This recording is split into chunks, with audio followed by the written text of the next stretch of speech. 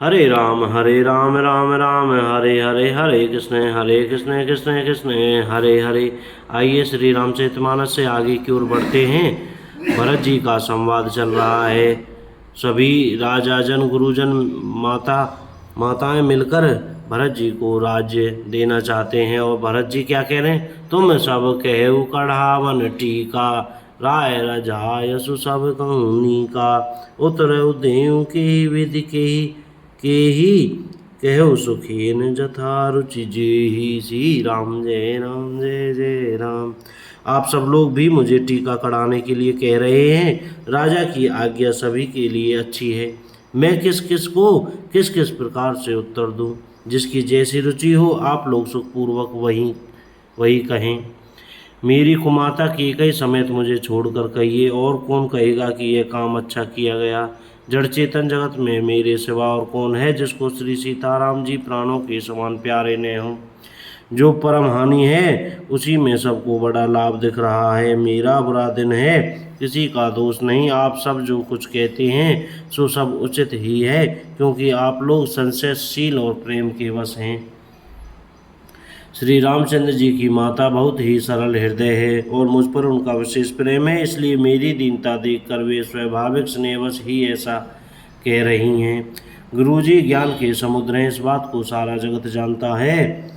जिनके लिए विश्व हथेली पर रखे हुए बेर के समान है, वे भी मेरे लिए राजतिलक का साज सज रहे हैं। सत्य है, विधाता के विपरीत होने पर सब कोई विपरीत हो जाते हैं। श्री रामचंद्र जी और सीता जी को छोड़कर जगत में कोई यह नहीं कहेगा कि इस अनर्थ में मेरी सम्मति नहीं है। मैं उसे सुखपूर्वक सुनूंगा और सहूंगा, क्योंकि जहाँ पानी होता है वहाँ अंत में कीचड़ होता ही है।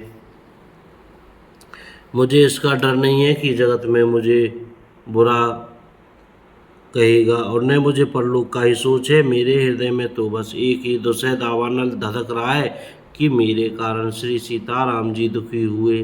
जीवन का उत्तम लाभ तो लक्ष्मण ने पाया, जिन्होंने सब कुछ जानकर श्री राम जी के चरणों में मन लगाया। मेरा जन्म तो श्री राम जी के वनवास के लिए ही हुआ था। मैं अभागा झूठ मूठ क्या पछताता हूँ। सबको सिर झुकाकर मैं अपनी दारुण दीनता कहता हूँ। श्री रघुनाथ जी के चरणों के दर्शन किए बिना मेरे जी की जलन न जाएगी।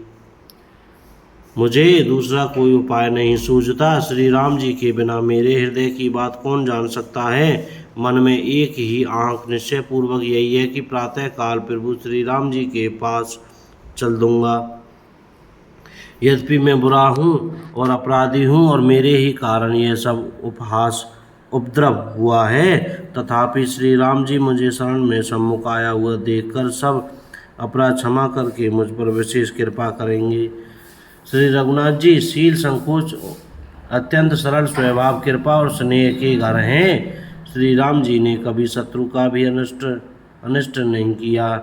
मैं यद्यपि टेढ़ा हूँ पर हूँ तो उनका बच्चा और गुलाम ही। आप पंच सब लोग भी इसी में मेरा कल्याण मानकर सुंदरवाणी से आज्ञा और आशीर्वाद दीजिए, जिसमें मेरी विनती सुनकर और मुझे अपना दास जानकर श्री रामचंद्र जी राजधानी को लौट आवें। बोल सियावर रामचंद्र की जय। जय श्री सीताराम। आइए आगे की ओर बढ़ते हैं, अभी पूरा नहीं हुआ है। यद्यपि मेरा जन्म कुमाता से हुआ है और मैं दुष्ट तथा सदा दोषयुक्त भी हूँ, तो भी मुझे श्री राम जी का भरोसा है कि वे मुझे अपना जानकर त्यागेंगे नहीं। भरत जी के वचन सबको प्यारे लगे, मानो वे श्री राम जी के प्रेम रूपी अमृत में पगे हुए थे। श्री राम वियोग रूपी भीषण विष से सब लोग जले हुए थे। वे मानो बीज सहित मंत्र को सुनते ही जाग उठे। माता, मंत्री, गुरु, नगर के स्त्री पुरुष सभी स्नेह के कारण बहुत ही व्याकुल हो गए। सब भरत जी को सराह कर कहते हैं कि आपका शरीर श्री राम प्रेम की साक्षात मूर्ति ही है। हे तात भरत, आप ऐसा क्यों न कहें? श्री राम जी को आप प्राणों के समान प्यारे हैं। जो नीच अपनी मूर्खता से आपकी माता की कई कुटिलता को लेकर आप पर संदेह करेगा, वह दुष्ट करोड़ों पुरखों सहित 100 कल्पों तक नरक के घर में निवास करेगा। सांप के पाप और अवगुण को मणि नहीं ग्रहण करते। बल्कि वे विष को हर लेती है और दुख तथा दरिद्रता को भस्म कर देती है। हे भरत जी, वन को अवश्य चलिए जहाँ श्री राम जी हैं। आपने बहुत अच्छी सलाह विचारी। शोक समुद्र में डूबते हुए सब लोगों को आपने बड़ा सहारा दे दिया। सबके मन में कम आनंद नहीं हुआ, अर्थात बहुत ही आनंद हुआ। मानो मेघों की गर्जना सुनकर चातक और मोर आनंदित हो रहे हैं। दूसरे दिन प्रातःकाल चलने का सुंदर निर्णय देखकर भरत जी सभी को प्राण प्रिय हो गए। मुनि वशिष्ठ जी की वंदना करके और भरत जी को सिर नवाकर सब लोग विदा लेकर अपने अपने घर को चले। जगत में भरत जी का जीवन धन्य है, इस प्रकार कहते हुए वे उनके शील और स्नेह की सराहना करते जाते हैं। आपस में कहते हैं, बड़ा काम हुआ। सभी चलने की तैयारी करने लगे। जिसको भी घर की रखवाली के लिए रहो